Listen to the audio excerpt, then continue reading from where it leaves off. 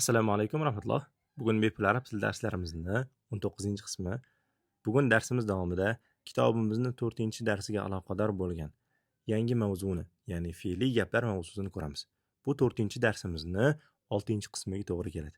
Yodingizda bo'lsa kerak, biz kitobimizning 22-sahifasidagi mashqlarni bajarayotgandik. Bugun esa 23-sahifani boshidagi mashqlarni davom ettirishdan boshlaymiz. Tayyor bo'lsangiz, boshladik. 7-misoldan o'qiymiz. Aynal mudarrisu. O'qituvchi qayerda? Ayna so'roq yasovchi qo'shimcha, mudarris o'qituvchi degani. Endi bunga javoban huwa fil fasli. U sinfxonada. Fasl so'zi bu xona, sinfxona degan ma'noni ifodalaydi. Birgalikda jumlaning tarkibini tahlil qilamiz. Huwa fil fasli. Huwa u degan ma'noni bildiradi. Olmosh va olmoshlarning barchasi ma'rifa.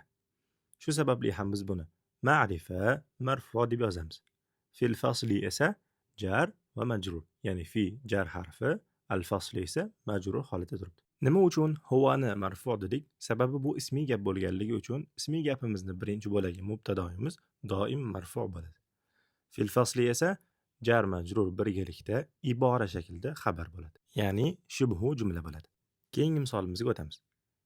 Ayna yasirun. Yosir qayerda? Huwa fil mirhadi.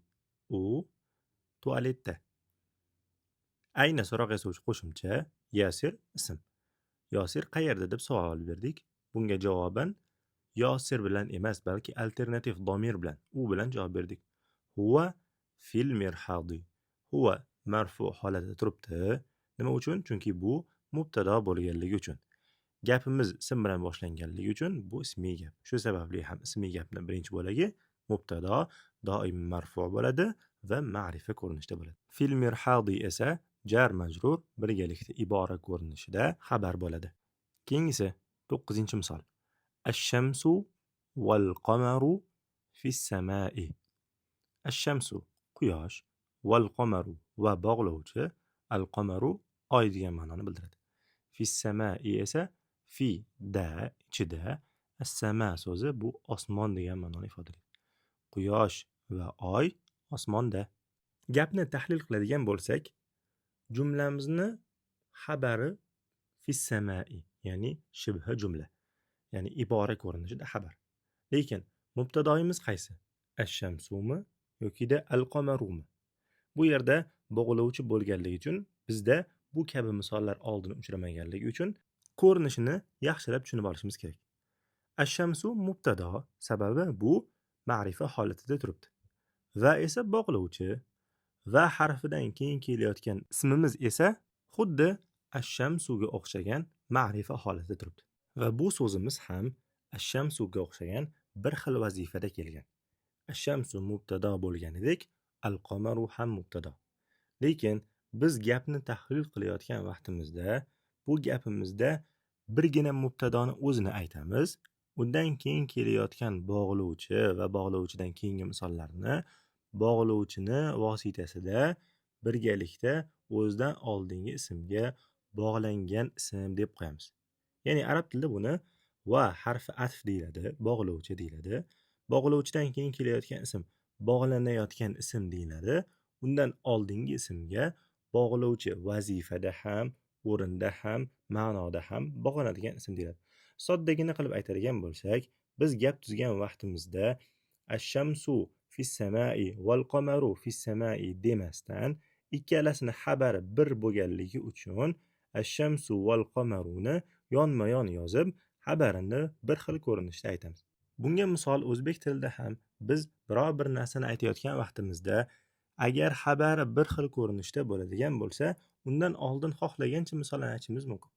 Misol uchun Muhammad, Zayd aqlli.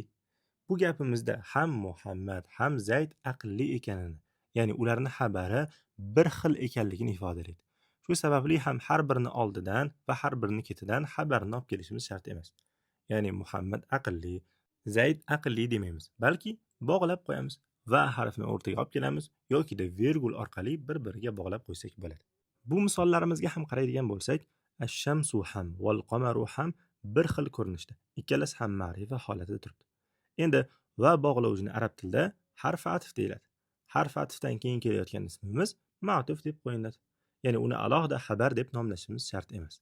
Ma'tuf desak, o'zidan oldingisiga bog'langan, ya'ni uni ham ma'nosi, ham vazifasida o'zidan oldingi kabi bir xil turibdi degan ma'noni ifodalaydi. Ya'ni biz oldin ko'rgan misollarimiz soddaroq shaklda bo'lgan bo'lsa, mana bu misollarimiz esa ozgina murakkabroq.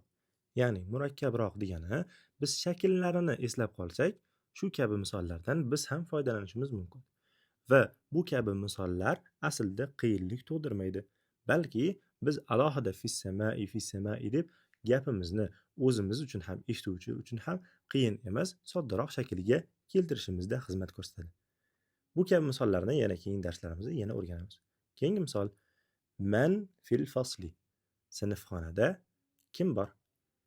Man so'roq yasovchi qo'shimcha, fi jar, al-fasli majrur ko'rinishda turibdi. Endi bunga javob beramiz. At-tolibu fil fasli. Talaba sinfxonada. Gapimizdagi at-tolibu ma'rifa, mubtado, fil fasli esa jar majrur ibora ko'rinishida xabar. Shu bilan 23-sahifani yuqori qismidagi o'tgan darsimizga aloqador misolni ko'rib chiqdik. Endi esa pastdagi misolga o'tamiz. Bu misolimizni ham yodingizda bo'lsa o'tgan darslarimizda o'rganib chiqqandik. Shu sababli ham biz 23-sahifadan 24-sahifaga o'tamiz. 24-sahifada o'tgan darslarimizda o'rgangan jar harflarimizga o'xshagan yana ikkita jar harfini qo'shimcha shaklda o'rganamiz. Ya'ni dan qo'shimchasi va ga qo'shimchasi. Min dan qo'shimchasi, ila esa ga qo'shimchasini bildiradi. Endi keling birgalikda biror bir so'zdan oldin ishlatib ko'ramiz. Misol uchun al-baytu uy degan ma'noni ifodalaydi. Endi uydan demoqchi bo'lsak, oldidan min qo'shimchasini olib kelamiz. Min al-baytu. Endi min harfi jar bo'lganligi uchun gapga ta'sir qilayotgan vaqtida kalimamizni so'ngini majrur holatga o'zgartiradi. Min al-bayti ko'rinishda. Endi min harfi ham sukunli, al-bayti ham, ya'ni lomni harakati ham sukunli. Endi bu ikkita misolimizni min al-bayti deydigan bo'lsak, bu arab tiliga xos bo'lmagan shaklda o'qish hisoblanadi. Ya'ni arab tilida ikkita sukun bir yerda hech qachon jamlanmaydi. Ikkita sukun bir yerda hech qachon kelmaydi. Agar kelib qoladigan bo'lsa, birinchi sukunga doim harakat beriladi. Misol uchun min al-bayti misolimizda min birinchi sukun bo'lganligi uchun ayni shu misolimizdagi nunni sukunini fathaga o'zgartiramiz. Minal bayti shaklda talaffuz qilamiz. Endi keyingi qo'shimcha, ya'ni ga qo'shimchasiga misol ko'ramiz. Al-baytu uy degan edi. Endi uyga demoqchi bo'lsak, ayni shu qo'shimchani bayt so'zidan oldin olib kelamiz. Ilal baytu. Endi ila harfi jar bo'lganligi uchun o'zidan keyingi misolimizga ta'sir o'tkazadi va ilal bayti, ya'ni majrur holatga keltiradi. Endi ma'nosiga e'tibor beradigan bo'lsak, minal bayti uydan, ilal bayti esa uyga degan ma'noni ifodalaydi. Keling yana bir misolni tahlilini ko'rib chiqamiz. Al masjidu, masjid. Masjidga demoqchi bo'lsak-chi, ila qo'shimchasini mana bu so'zdan oldin olib kelamiz. Ilal masjidi. Ila harfi jarimiz ma'noga ham so'zga ham ta'sir o'tkazadi. Endi masjiddan demoqchi bo'lsak-chi, masjiddan demoqchi bo'lsak, min qo'shimchasini masjid so'zidan oldin olib kelamiz. Va masjid so'zi aliflomli holatda, ya'ni sukun bilan turganligi uchun bundan oldin kelayotgan minni harakatini fathaga o'zgartiramiz. Min al-masjidi emasda minal masjidi shaklda talaffuz qilamiz. Tushunarli bo'lgan bo'lsa, yana bir muhim qoidani aytaman, daftaringizga yozib oling. Barcha yerda bo'lganidek, arab tilida ham quloqsizlar bor, ya'ni quloqsiz so'zlar. Ular hech narsaga, hech kimga ergashmaydi. Misol uchun, qayerda degani ayni qo'shimchamiz, u qo'shimchamizdan oldin min harfi keladigan bo'lsa, qayerdan degan ma'noni ifodalaydi. Min ma'noga ta'sir o'tkazdi. Lekin lafzgacha, ya'ni so'zni o'ziga, oxiriga hech qanday ta'sir o'tkazmaydi. Ya'ni min harfidan keyingi kelayotgan misolimiz majrur bo'lishi kerak edi. Min ayni ko'rinishda. Lekin bu yerda ayna holati turibdi. Mana bu misollarimiz quloqsiz misollar deyiladi. Ya'ni harfi jar kelgandan so'ng ham ularga hech qanday ta'sir o'tkazilmaydi. Ya'ni bu kabi misollar marfu holatida ham, majrur holatida ham, mansub holatida ham quloqsiz bolalardek hech qaysi biriga ergashmaydi. Ya'ni marfu holatida ham, mansub holatida ham, majrur holatida ham bir xil ko'rinishda turadi. Shu sababli ham min harfidan keyin kelayotgan ayna o'z holatida turibdi. Bu kabi misollarimiz, ya'ni quloqsiz bolalardek misollarimiz, quloqsiz so'zlarimiz arab tilida juda ham ko'p emas, balki sanoqli. Bu so'zlarni asta-sekinlik bilan o'rganamiz. Keling yana ba'zilarini ko'rib chiqamiz. Ma so'zi nima degan ma'noni ifodalardi? Endi biz ma so'zidan oldin fi qo'shimchasini olib kelsak, ya'ni nimada degan ma'noni ifodalash uchun. Fi qo'shimchamiz ma ismiga hech qanday ta'sir o'tkaza olmaydi. Ya'ni ma so'zi ham quloqsiz bolalar kabi quloqsiz so'zlar qatoriga kiradi. Man kim degan ma'noni ifodalardi? Endi kimga demoqchi bo'lsak, ila man deymiz. Lekin ila mani demaymiz. Sababi bu misolimiz ham quloqsiz. Undan oldin jar harfi kelsa ham hech qanday ta'sir o'tkaza olmaydi. Endi e'tibor berayotgan bo'lsangiz, bu so'zlarimizni barchasi so'roq olmoshlar, ya'ni so'roq so'zlari edi.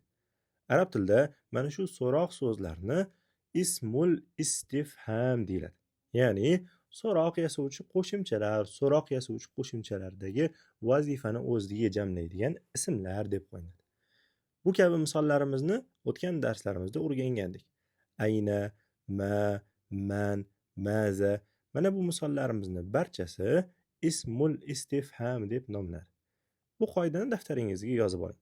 Quloqsiz so'zlar arab tilida kam bo'lganligi uchun biz ularni asta-sekinlik bilan yozib, yodlab va ularni misollar bilan o'rganish orqali eslab qolamiz. Ya'ni bu misollarimiz marfu holatida ham, mansub holatida ham, majrur holatida ham xuddi shu shaklda saqlanib qoladi. Endi esa keyingi misolimizni ko'ramiz. Ya'ni 24-sahifadagi pastdagi mashqlarni, mavzuni mustahkamlash uchun birgalikda o'qib chiqamiz. Bu yerda mudarris bilan Muhammad o'rtasida suhbat. Siz bizni Telegram sahifamizga hali obuna bo'lmagan bo'lsangiz, obuna bo'lib oling, chunki har hafta biz savol-javob qilgan vaqtimizda mana shu misollar kabi o'quvchilar bilan gaplashish mahoratini ham oshiramiz. Bu ham bepul, 1 soat davom etadi. Hoziroq obuna bo'lib oling. Al-mudarrisu min ayna anta? Siz qayerdansiz deb o'qituvchi savol beryapti. Ayna qayerda degan ma'noni ifodalardi. Mana bu qo'shimchamizdan oldin min harfi kelganligi uchun bu qayerdan degan ma'noga o'zgardi. Anta esa domir, ya'ni siz degan ma'noni ifodalardi. Min ayna o'zi aslida jar harfidan keyin kelayotgan misolimiz min ayni bo'lishi kerak edi. Lekin ayna quloqsiz so'z bo'lganligi uchun oxiri hech bir harakatga o'zgarmadi. Muhammad javob beryapti. Ana men. Minal yabani. Men Yaponiyadanman. Min jar harfi al-yabani majrur holatda turibdi.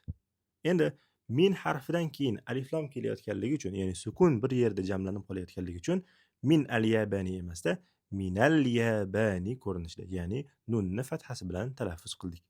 Keyingi misolga o'tamiz. Yana o'qituvchi aytayapti. Va min ayna ammarun. Va ammor qayerdan? Ya'ni qayerlik.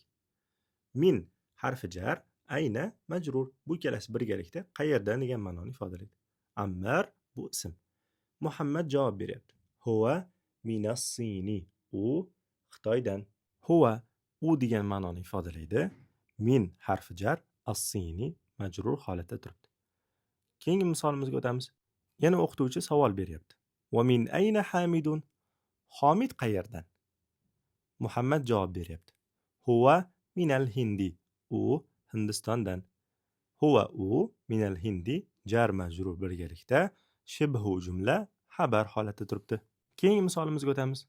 O'qituvchi yana so'rayapti. Ayna Abbasun? Abbos qayerda? Endi bu yerda qayerdan emas, balki qayerda. Chunki aynini o'zi kelyapti. Bunga Muhammad javoban aytayaptiki, xoroja, chiqdi. Ya'ni u chiqib ketdi degan ma'noni ifodalaydi. Xoroja so'zi bu yangi so'z.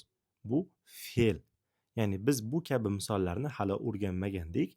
Bugungi darsimizdan endi ma'lum bir qismini asta-sekinlik bilan, sekin-sekin astalik bilan darslarimizga bu mavzuni ham qo'shishni boshlaymiz. Bu mavzular, ya'ni fe'lga aloqador misollar birinchi kitobimizda juda ham kam holatda ko'rinishda keladi. Lekin kitobimizning 2-3 bo'limlarida esa Bu kabi, ya'ni fe'lga oid misollar ko'proq uchraydi. Fe'l o'zidan ma'noni ham bildiradi va o'zidan vaqtni, ya'ni zamonni ham bildiradi. O'tgan zamon, hozirgi zamon, kelasi zamon va buyruq ma'nolari ham bu kabi qoidalarni asta-sekinlik bilan inshaalloh ko'rib chiqamiz. Xaraja u chiqib ketdi degan ma'noni ifodalaydi. Xaraja o'tgan zamonda turibdi. Ya'ni o'tgan zamonda u chiqib ketganligini ifodalayapti.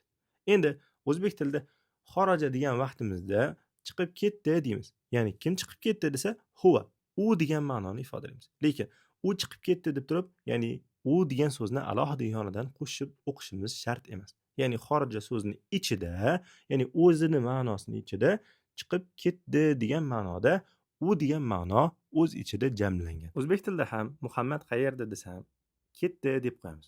Ya'ni ayni shu ketdi so'zimizni ichida u ketdi degan ma'noni o'z ichiga jamlaydi. Shu kabi misollarimiz arab tilida ham bor.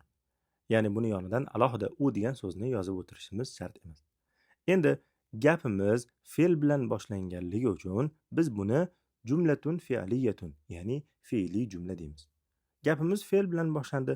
Xo'p, fe'l bilan gapimiz boshlanib, fe'l bilan yakunlandimi desangiz, ha. Fe'l bilan gapimiz boshlanib, fe'l bilan yakunlandi.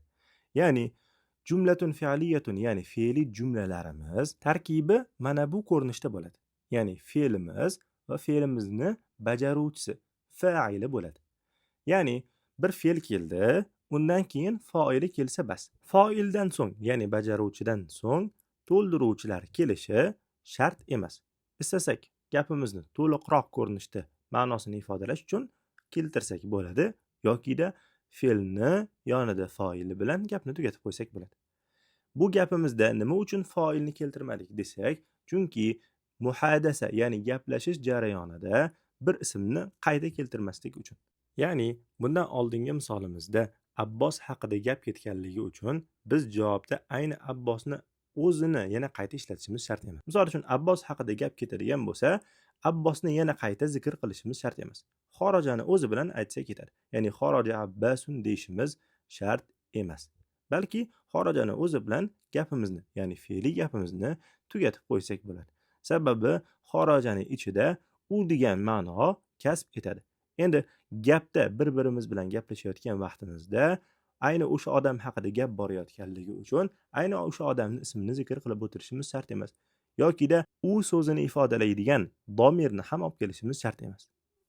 Bu kabi misollarimizni arab tilida asta-sekinlik bilan mavzularni o'rganish orqali aniqlaymiz. Siz bilib olgan bo'lsangiz, fe'l uni yonida fa'ili bo'lish kerak. Agar fa'ili bo'lmadimi, demak tepada unga aloqador so'z bor. Misol uchun xorojadan oldin qarasak, Abbos so'zi turibdi. Shu sababli ham xorojadan so'ng Abbos so'zini qayta ishlatib o'tirmaymiz. Keyingi misolga o'tamiz. Yana o'qituvchi so'rayapti. Ayna zahaba? Qayerga ketdi? Bu misolimizda ham zahaba fe'lidan keyin Abbos so'zi kelmadi. Balki ayni shu zahabani o'zi u ketdi degan ma'noni o'z ichiga jamladi. Shu sababli ham zahaba so'zidan so'ng Abbos so'zini keltirmadik. Yokida huva degan domirni ham olib kelmadik. Balki zahabani o'zida u ketdi degan ma'no bo'lganligi uchun. Bunga Muhammad javob beryapti. Zahaba ilal mudiri.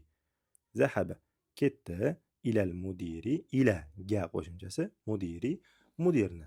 Ya'ni mudirni oldiga ketdi. Muhammad javob berayotgan gapimiz fe'li gap bo'lganligi uchun biz gapni tahlil qilayotgan vaqtimizda mubtado xabar deb o'tirmaymiz. Balki fe'lni o'zini aytamiz. Zahaba fe'l va uni fa'ili deb aytib ketamiz. Lekin bu yerda uni fa'ili kelmaganligi uchun keling fa'ili bilan kelgan vaqtda qanday tahlil qilishimizni ko'rib olaylik. Mana misol uchun zahaba keldi, undan keyin xuddi Abbosni o'zi kelish kerak. Lekin tepada nega Abbosni o'zi kelmadi? Chunki gapda Abbos so'zi qayta kelmasligi uchun. Lekin gapni tahlili, ya'ni fe'li gapni tahlili mana bu ko'rinishda bo'ladi. Ya'ni fe'ldan so'ng esa fa'il keladi. Fa'il fe'ldan hech qachon oldin kelmaydi. Doim fe'l birinchi, undan so'ng fa'il keladi. Keyingi misolga o'tamiz. Va ayna zahaba Aliyun? Mana endi o'qituvchi yana savol beryapti, lekin tepada gapirayotgan misolimiz kabi biror bir ism haqida emas, balki fa'ilini fe'ldan keyin keltirib aytyapti. Ya'ni Ali qayerga ketdi? Endi bu gapimizda ayni so'roq yasovchi qo'shimcha zahaba fe'l, aliyun uni fa'ili. Bunga Muhammad javoban aytyapti. Zahaba ilal mirhadi. U hojatxonaga ketdi. Endi mana shu zahaba fe'limizdan keyin fa'il kelmadi. Nima uchun? Chunki fe'lning ichida u degan ma'no bo'lganligi uchun. Ayni o'sha u Aliga tegishli. Endi bu gapimizni ham bundan oldingi fe'liy gapni tahlil qilganimizdek ko'rib chiqadigan bo'lsak, zahaba aliyun ilal mirhadi shaklda o'qishimiz kerak. Ya'ni fe'ldan keyin fa'ili keladi, so'ng esa gapni to'ldiruvchi qo'shimchalar keladi. Misol uchun hojatxonaga yoki boshqa so'zlar kabi. Mana bu ilal mirhadi jar majrur so'zlarimiz, bular ibora deb o'tirmaymiz. Balki jar majrur deb qo'ysak bo'ladi. Bular chunki to'ldirish vazifasida gapga qo'shimcha sifatida kelgan. Shu bilan 24-sahifada berilgan misollarni birgalikda ko'rib chiqdik. Bugunga shu yergacha yetadi. Silsilaviy darslarimiz manfaatli bo'layotgan bo'lsa, videoga like bosing va izohlar qismida o'z fikrlaringizni yozib qoldiring. Assalomu alaykum va rahmatulloh.